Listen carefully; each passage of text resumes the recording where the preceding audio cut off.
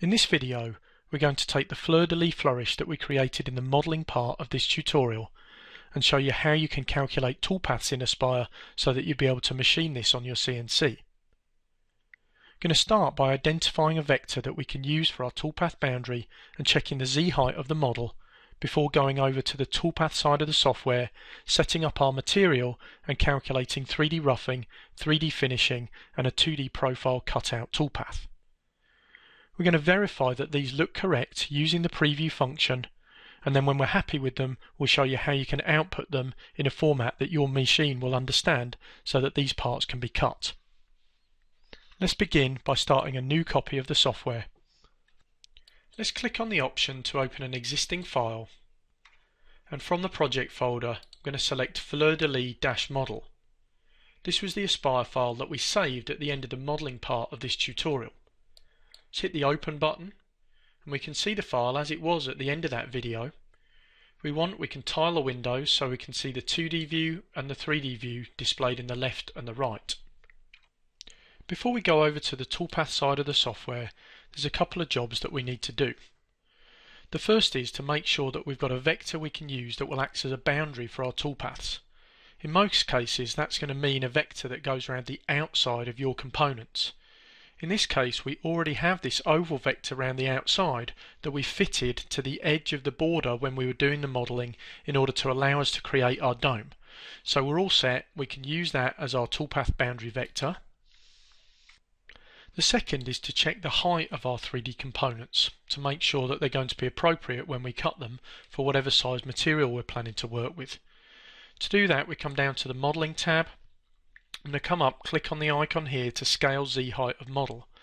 That will look at the composite model or all the current visible components and tell me their current height, maximum Z and minimum Z. In this case we can see that all my components are a little over ½ an inch. Now I may want to specify a specific height, in which case I can click on the button set exact height and I could come into here, we could enter a value of exactly ½ an inch if we wanted, hit apply and close.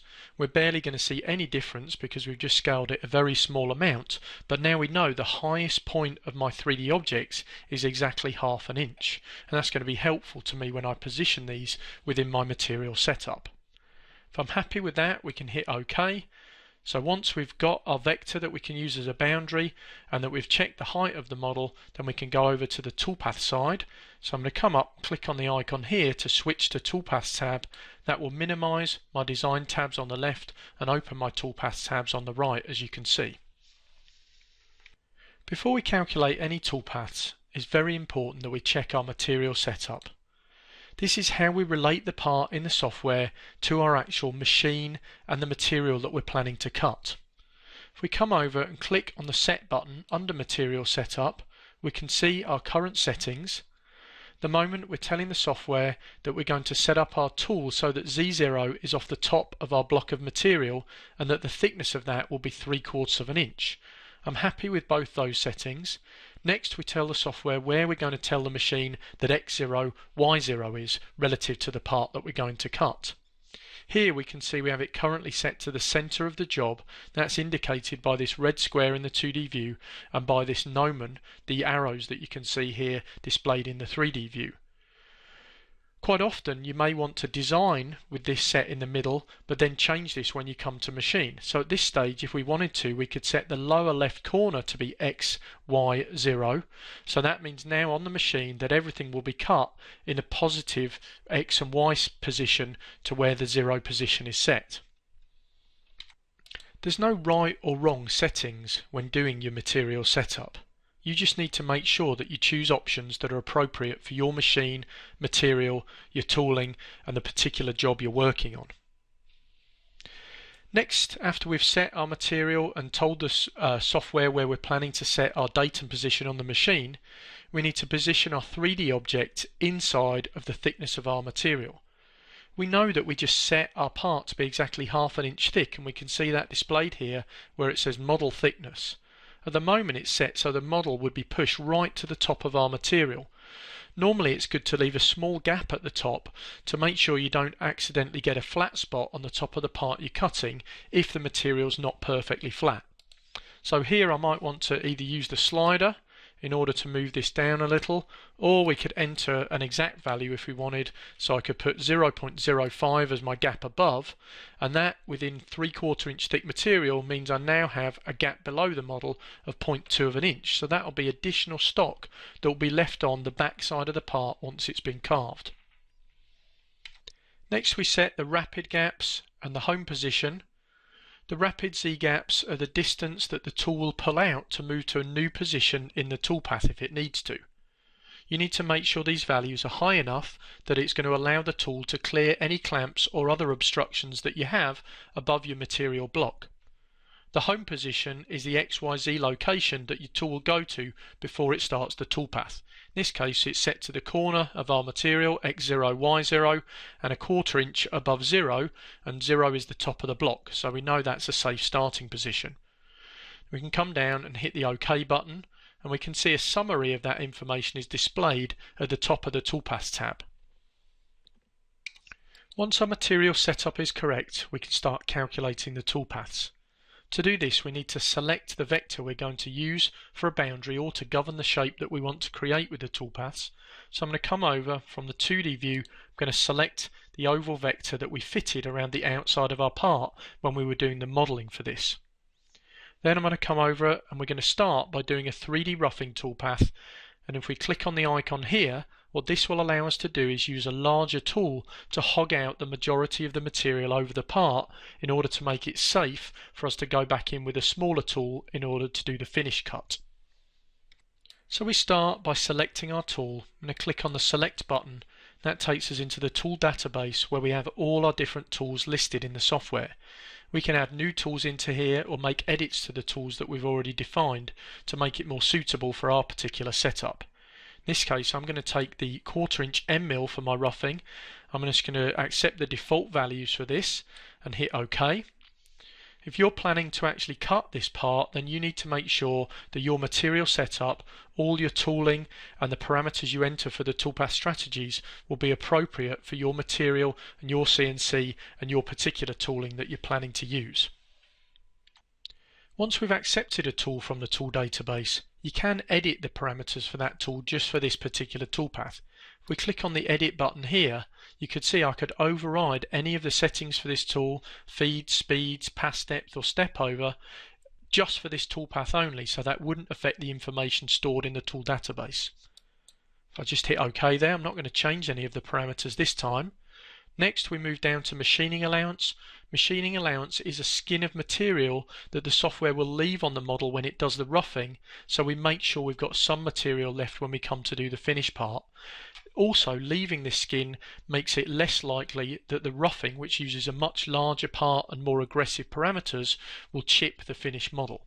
In this case I'm going to go with a value of 0.03 inches, so we'll just end up with this skin that's 30 thousandths of an inch thick going over the top of the model when we rough it.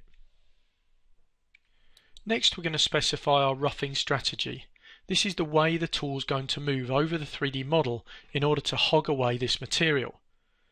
The Z-level option will cut the part into Z slices determined by the pass depth of the tool. If I hit edit here, we can see the pass depth is currently set to 1/8 of an inch.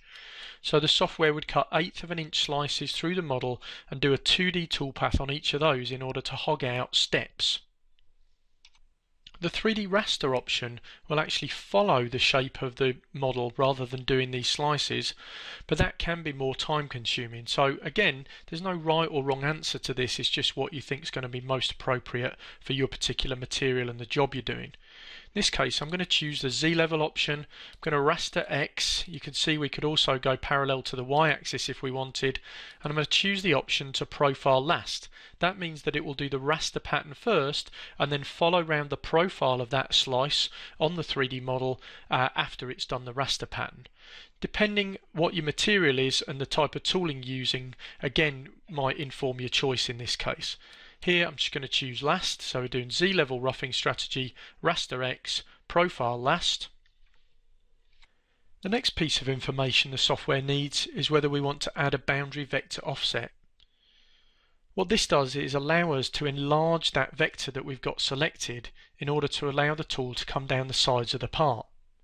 By default, for the 3D roughing and 3D finishing, the software will bring the center of the tool to this boundary vector. On a raised job like this, we actually want it to come past that, so it will machine the sides with the side of the tool, and so we'll enter a value. If we were doing a dished part, then typically you wouldn't enter any boundary vector offset because you'd want the center of the tool to stop at the top of the dish. Here though, I'm going to enter a value that's equal to at least the radius of the tool I'm using plus the machining allowance for the roughing, so in this case I'm going to enter a value of 0.16 inches. Now we just need to make sure our vector is still selected, which it is. If we want, we can edit or type in a new name for the toolpath, so I might call this 3D roughing Fleur, and even put in information as in the type of tool I'm using, so 0.25 EM for end mill. Hit calculate. Software will calculate my toolpaths for me based on all those parameters we've entered, and it will automatically open the preview toolpaths form. What this does is allow us to take the lines that we've created that you can see displayed here, the actual path that the tool will follow, and animate those in a virtual piece of material so we can see more clearly what it is we're actually going to cut. So here I just need to select the material that I want to use. We'll stick with Canadian maple, and then I can come down and click on the button here that says Preview Selected Toolpath. As I said, the software will now take that toolpath and animate it into a block of material, and once it's done, the software will show me that in the 3D view. We might want to maximize the 3D view or even look at it in the ISO view in order to see more clearly how that part's going to be cut. Now we can see all those different steps that we're cutting based on that Z-level roughing strategy that we used and how the material is going to be machined away when we actually cut that toolpath. If I'm happy with the way that looks, then I want to come back up to View, tile the windows vertical so I can see the 2D and the 3D view. I can hit Close on the Preview Toolpaths form, and now we're ready to calculate the finishing toolpath. Again, I just need to make sure my vector is still selected, which it is. I can click on the 3D finishing toolpath icon here. This strategy, the tool we select for it, and the parameters we enter are going to determine exactly what the final finished quality of our product will look like. First thing to do is select a tool that's small enough to replicate the detail that we want to represent in our cut part. For most finishing, we're going to use a ball nose tool or a round-ended tool. So in this case, because we've got a fairly small part, I'm going to hit the select button and I'm going to choose an 1/8 inch ball nose tool, 0.125 inch ball nose tool. I'm going to hit OK to take the default values for that. And as with the roughing, if we want to override those, I could hit the edit button and we could change any of these values if we wanted. Now, one very important setting for the finishing is the step over. That's the distance between each pass that the tool will take. The smaller this value is, then the finer the finish is going to be, but the longer the toolpath will take to cut. Most people are going to use a value of around 10% of a ball nose tool's diameter in order to get a good finish. Some people will go even a little less, 9 or 8%. For feeds and speeds, that's going to depend on the material you're using. In this case, I'm just going to up my speed a little and assume that'll be safe for what we're going to cut. I'm going to hit OK, and because we use the edit button, those parameters will just be changed for this toolpath and will not be remembered in the tool database. Next, we choose the area machining strategy, or the pattern the tool is going to follow when it does the finished cut. At the moment we have raster selected, which is just going to go back and forward over the part in straight lines with the step over at the end of each pass, and at the moment it's set to raster along the x-axis at 0 degrees. In this case, because we have an oval part, I think it would actually make more sense in terms of getting a good finish to do an offset toolpath on it. This is going to follow the shape of the oval, and certainly that'll give me a nice result around the border, and it should also look good in the middle here. Again, you can use the preview within the software to see how these look in order to determine which one might be better for a particular job. With the offset selected, I can choose to do climb or conventional cutting. If you're not sure what they are, then we'd recommend looking at the reference manual or researching that on the internet. Next, we're going to come down to the boundary vector offset again. For the finishing, we want to go a little bit past the radius of tool, again because this is a raised job. In this case, we've got a 1/8 diameter tool, so to go a little bit bigger than the radius, we can enter a value of 0.08 inches. Now again I can enter a new name, or I can change the name here. In this case I'm going to call it 3D Finish Fleur 0.125BN to give myself an indicator that we've used the ball nose tool. You can name your toolpaths anything you want. You just need to make sure you pick things that you're going to recognize and will make sense to how you organize your work. So I'm happy with that. I can hit calculate. The software will take a few seconds to calculate the toolpath for me. Here we can see that again displayed in the 3D view. If we wanted, we could maximize that. We could take a look. We could see how that's being machined following the oval pattern, just stepping over by that amount I specified for the tool. Once more, looking at the lines here is not much help to seeing exactly how the part's going to look when it's cut. The software's automatically opened the preview toolpath form again, so with that toolpath selected, which it will be automatically after you've calculated it, you can just click on the button to preview selected toolpath.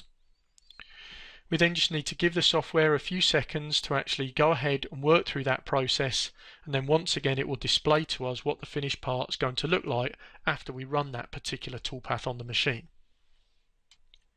At this stage it's very important to check that you're happy with the way the part looks, and if you're not, then you'll need to make edits to the 2D or 3D geometry or to the toolpath itself before you recalculate it. In this case I'm happy with how this is looking, so I can hit close on the preview toolpath form. I'm going to come up to view, tile the windows vertical so we can see the 2D and the 3D view again. Main reason for that is so I can check that this vector is still selected around the outside of my part here, and now we're going to use that in order to do our cutout toolpath. So I'm going to come over, and under toolpath operations I'm going to choose the first one, which is the profile toolpath. So here I'm going to start at the top of the block. I'm going to machine all the way through it, 0.75 inches. I'm going to click select. I'm going to choose the 1/4 inch end mill tool in order to do my cutout. I'm going to hit OK, and that's telling me it's going to take 6 passes to cut through the material. If we hit edit, we can see that the pass depth 0.125 fits 6 times into 3/4 of an inch. If I wanted to, I could edit that either by changing the pass depth in here and overriding the value that we've got in there, or I could come in and click on this edit passes button here and change the passes manually myself, either by adding new ones or deleting ones that are in there. For instance, I may decide that I could cut at 0.25 inches for each pass, and so I could go ahead and just delete every other one so that I've just got a pass at 1/4 of an inch, 1/2 an inch and 3/4 of an inch, and go ahead and hit OK, and we can see that's updated there. So there's a couple of different ways I can control how many passes I take when I do this profile toolpath. Next I'm going to choose how I want to relate the tool to the vector. In this case we want to cut outside of the vector, not inside or on it, and I can see that shown by the diagram here. Again, we can choose between climb or conventional milling. You should read more about that in the reference manual if you're interested in that topic. We could add an additional boundary to that vector if we wanted to either overcut or undercut it. In this case I'm just going to cut exactly to the vector, so we'll leave the allowance offset set to 0. Next we have various advanced options that we can look at for this toolpath. Adding tabs to hold the part in place, leads and ramps to govern how the tool feeds into the part we're cutting out, changing the order if we add more than one vector, or adjusting the corners so that we could do sharp cuts on them. In this case that wouldn't apply because we have a smooth oval vector that we're cutting out. For this particular job all I want to do is add tabs to hold the part in place while it's being cut out. If we check the box here, we can edit the length and the thickness of the tabs that we want to leave. So I'll leave quite large tabs in this case. We'll leave the length set to 0.5 and I'll set the thickness to be 0.15 of an inch. Now I'm going to click on the button here to edit the tabs. We'll see we have the ability to add either a constant number or a distance between my tabs. In this case I'm going to enter constant number 4, click on the button to add tabs, and we can see where those tabs have been added around my job. If we wanted to, we could move those around by clicking on them and dragging them into different positions. And wherever they are located, when we actually calculate the toolpath, we'll see small pieces of material being left that connect the part with the original piece of stock that it's being cut out from. In this case I'm going to hit close with those in that position, and I'm also going to choose the option to create 3D tabs. What that does is, rather than leave a rectangular shape like you can see here, it will actually ramp up to the middle of the value we've specified and ramp down again to leave little triangles attaching the part. This can be a little bit quicker to cut and also easier to remove as well.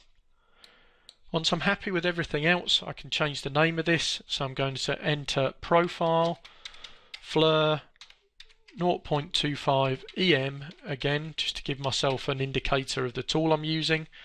Can hit Calculate. We can see, if we maximize the 3D view and look carefully, that we've got this little lift here at the bottom, and that's actually the tab we're leaving in there.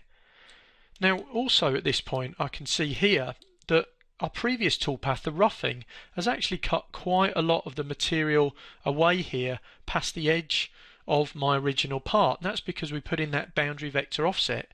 So I'm actually going to be cutting air for the first two passes of the cut we're making here. I can see, if I look at those from the side, that they're above my part. So what it would actually probably make sense for me to do is to change that toolpath so that we can reduce the amount of air we're cutting by changing the pass depths in it. If I wanted to double check that I was definitely cutting inside of the material I'd already machined away, then we could preview this. So I can say Preview. We can see, if we look carefully there, that there is a ridge around the outside. So I'm definitely going to be cutting air on those first two passes. So I'm actually going to click on Undo Last. I'm going to hit Close to go back. And now I'm going to take that toolpath we just calculated, hit the edit icon, and I'm going to change it so that we hit the edit passes, and I'm going to delete my first two passes so that we're just cutting a single pass at the bottom of my material, and go ahead and hit OK. Now I can hit Calculate again. Now you can see we've just got a single pass that we're showing in the 3D view there, and we're only doing that because we've already machined away material above it. So now with that set, we could say Preview Selected Toolpath. We can see the same result in the 3D view. You can see how that's going to be machined out by cutting around that vector, and how we've left these little triangular pieces of material in here to hold the part in place by using that Add Tabs option. If we're happy that our preview looks right and our toolpaths are correct, then we're ready to output these for the CNC. I can come up and hit Close on the Preview Toolpaths form. I'd select the toolpath that I'd like to output, and then I'm going to click on the icon to save the toolpath. As long as I don't have this top option checked, then that's just going to list that one toolpath I've got selected. In this case, we just check 3D Roughing Fleur. Then I need to choose a post-processor that's appropriate for my machine tool or the software that drives my machine tool, for instance Mac 3, WinCNC, something like that. Once I've chosen the appropriate option, I can click on the Save Toolpaths button. I can enter or edit the name that we've got here. I can hit Save, and that'll save that toolpath into whatever folder I have selected here, and I could now take that and transfer that across to my CNC in order to run it on the machine. I'm just going to hit Cancel here. Next, if we wanted to output the finish, we'd select that, hit Save, give that a name or edit the name, hit the Save button again, and then finally the Profile Cutout toolpath, hit Save, enter or edit the name, and once then, at that point, we've got the three toolpaths saved that we'd need to cut the part as you saw it in the preview in the software. So at this stage, we've pretty much finished with this example. I'm going to hit Close on the Save Toolpaths form. I'm going to come up and I'm going to save the file itself, the Aspire file. That will contain all the vectors, the 3D components and the toolpaths we've calculated. We could open that at a later date to review it or make edits to it in order to cut a variant on our original design. So if I click on File, I'm going to go to Save As, and in the project folder I'm going to save this file as fleur-de-lis-tp.crv3d. The TP is just something that I put into the file name to indicate to me that it's got toolpaths in it. I'm going to hit Save. Just overwrite the one that's in there, so if you wanted to open that from the project folder, you could take a look and review the part as it is at this stage in the tutorial. Let's take a moment to summarize what we've looked at before we finish. We started with the part we'd created in the modeling section of this tutorial. We looked at how we needed to make sure that we have a boundary vector when we're going to calculate our toolpaths, in which case we did have one already, and also how we need to check the height of our components so that we can see how they'll relate to the thickness of our material. Once we'd set that, we were able to go over to the Toolpaths tab and check our material setup. There we could define the thickness of the material we were planning to use and also where we wanted to set the XYZ0 position on our CNC machine when we cut this part. Next, making sure we had our boundary vector selected, we calculated the 3D roughing and 3D finishing toolpaths and used the preview to check to see how they would look when we actually machined them. Finally, using the same vector, we calculated a profile toolpath in order to cut the part out, in this case leaving 3D tabs to hold the part in place while it was being machined from the block. Finally, once we were happy with the way the preview looked, we were able to save the toolpaths using an appropriate post-processor, generating the data that would be the actual thing that we'd transfer over to the CNC machine in order to cut this job. That concludes this video.